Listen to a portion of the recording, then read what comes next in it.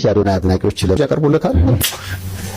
በአነጋገር በድርጊት በብዙ ነገር የተወላገደውን ሰውዬ ጀግና ያልነው ቀን ምንድነው ያልኳት?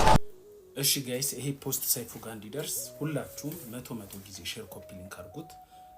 እንደ ሰይፉ አሁን ሰይፉ እንደተናገረውና እንደዚህ አይነት አስተሳሰብ ያላችሁ ማለት ሰዎች ላይ እንከን ስታገኙ ኦር ሰዎች ኃጢአት ሰሩ ብላችሁ ስታስቡ ለሚዲያ ፍጆታችሁ የምታረጉ ሰዎች አንድ እናንተን ሳስብ በመጀመሪያ ወደ አይምሮ የሚመጣው ምን እንደሆነ ታውቃላችሁ? የእግዚአብሔር ምህረት ነው። የስንት ሰውን ጉድ የስንት ሰውን ገበና የስንት ሰው ኃጢአትን እያወቀ እግዚአብሔር አልፎ ገበናችን ለሰው አይሰጥም።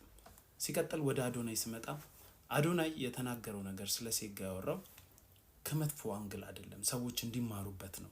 አንድ የስነ ልቦና ኦር ደግሞ ዶክተር ብታመጣ ያንን ታወራለች ማስተርቤሽን ሰው እንደሚጎዳ ምናምን።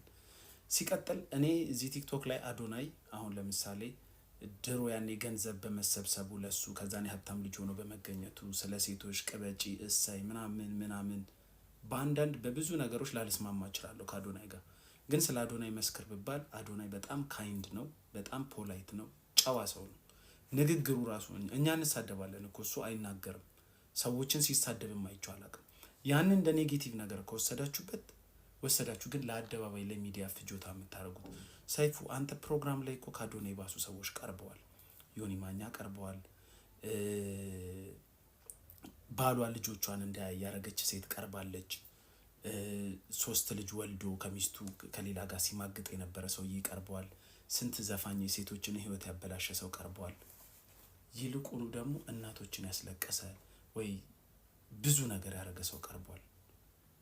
በፖለቲካውን ብትሄድ ደግሞ 3 መንግስት ተቀያይሯል። አንተ እዚህ ፕሮግራም ከጀመርክ ስንት ሰው ቀርቧል። የስንት ሰው እንባ ያለበት ሰው በጣም ብዙ አይነት ሰው እኮ ቀርቧል።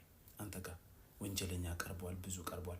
አዶናይ ሴጋ ስላለ ብቻ ነውር ነው ተብሎ እንደዚህ እንዴት ይሆናል? ሁሉንም ተው። አሁን በቅርቡ ያቀረብካት ዩቲናስ ከራቼ ጋር እኮ የቅርብ ጊዜ ትውስታችን እኮ ስለ ጀላቲ ሲያወራል ነበር።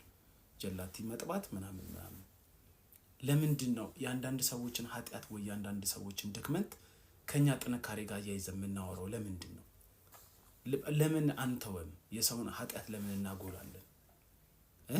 ወይ ለምንፈልገው ለሚዲያ ፍጆታ ለምን እናውላለን? እኔ ሰይፉ በጣም ነበር ማደንቅ፣ ከድሮ ጀምሮ ነው የምከታተልህ።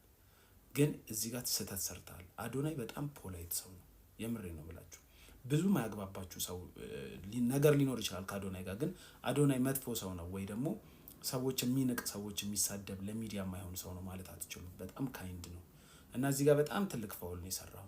እንደዚህ የምታረጉ ሰዎች ደግሞ እግዚአብሔር የላችሁ።